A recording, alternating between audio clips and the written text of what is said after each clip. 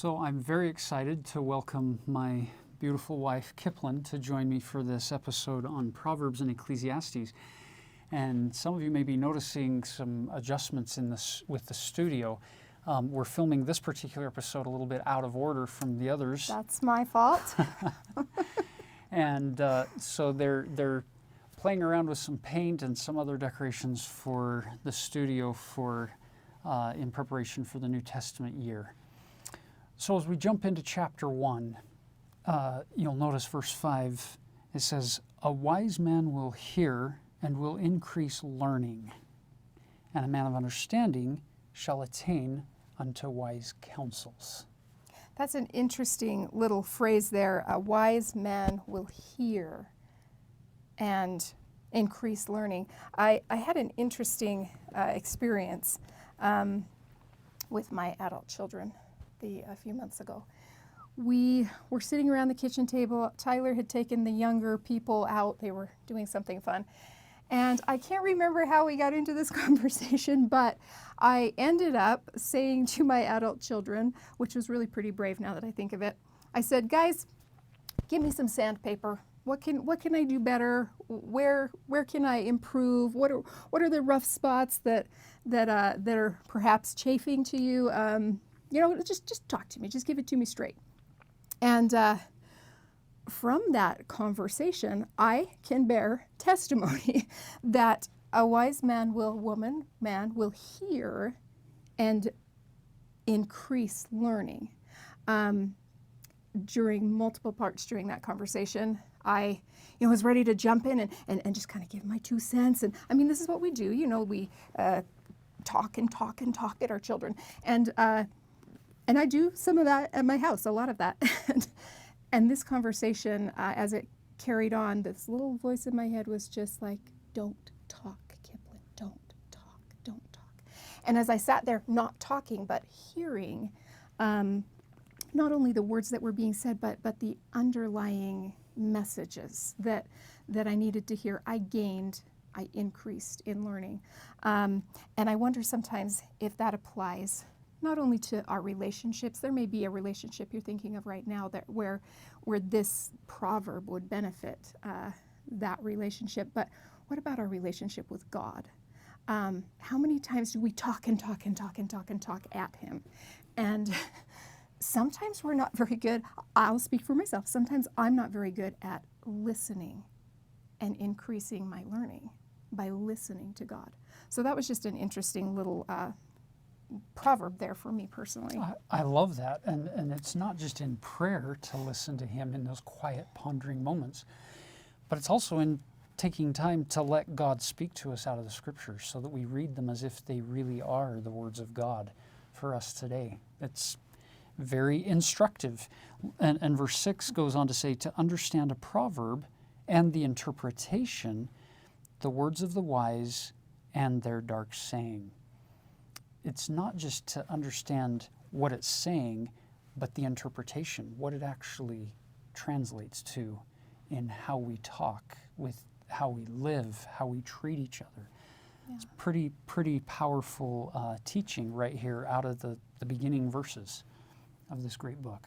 Moving down just a little ways to verse 7, which Taylor just talked about, this idea of the fear of the Lord is the beginning of knowledge. I loved what he said about that word fear. It's the covenantal context of our love and our loyalty and our turning our hearts towards God to learn from Him, to understand from Him.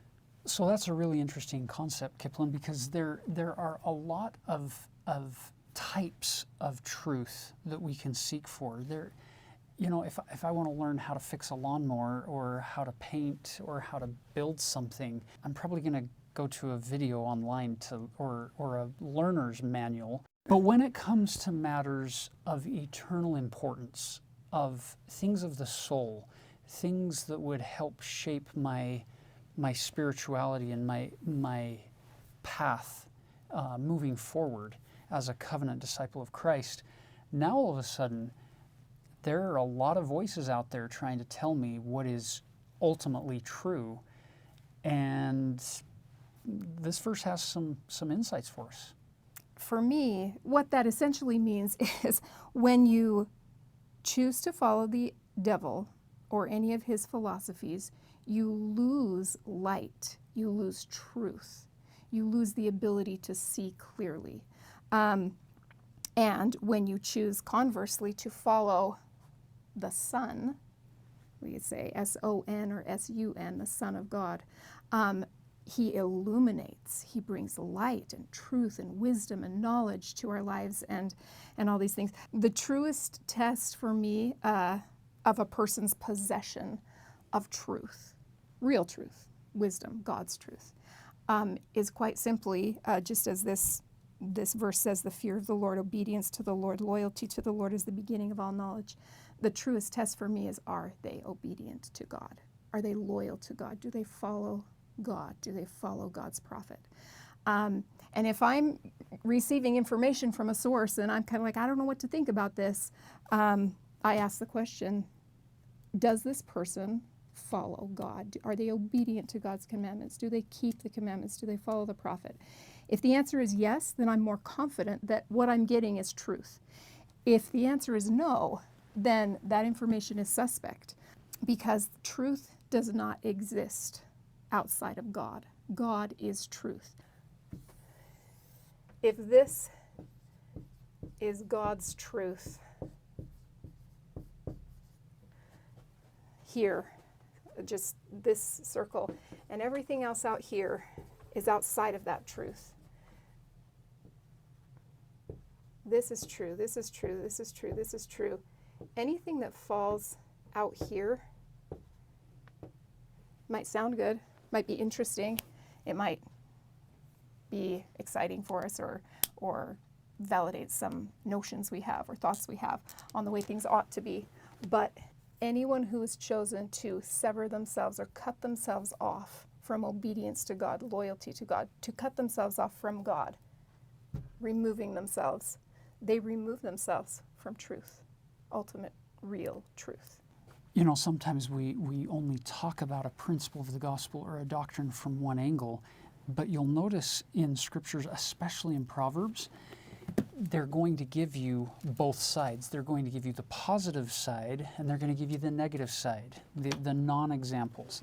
So we've seen some of these positive elements of what we're trying to accomplish in seeking truth. Now look at how it describes those who choose not to embrace truth, not to listen to God, not to walk in paths of His wisdom and His understanding. Look at chapter 1, verse 28. Then shall they call upon me, but I will not answer. They shall seek me early, but they shall not find me. Why?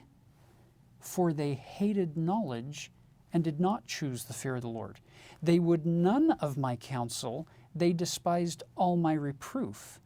Therefore they shall eat of the fruit of their own way and be filled with their own devices. We live in a world where you can see everywhere, where you look around, people who are building up their own sense of reality, living their own life, becoming their own person.